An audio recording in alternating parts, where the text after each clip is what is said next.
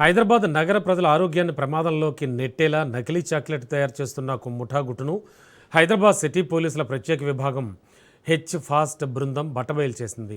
హబీబ్ నగర్ పోలీసులు food safety అధికారులతో కలిసి నిర్వహించిన సంయుక్త దాడిలో ఒక నిందితుడిని అరెస్ట్ చేశారు.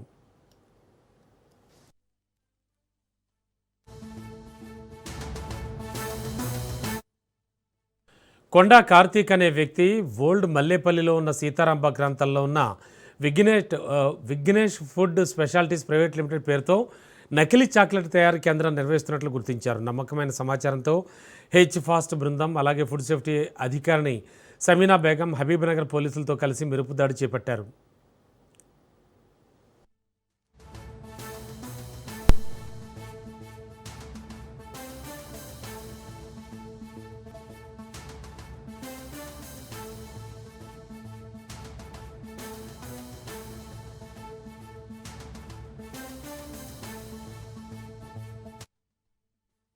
దాడిలో భారీ మొత్తంలో గడువు ముగిసిన రసాయనాలు, నిషేధిత పదార్థాలు, చాక్లెట్ తయారీకి ఉపయోగిస్తున్న యంత్రాలు, తయారైన ఉత్పత్తులను స్వాధీనం చేసుకున్నారు.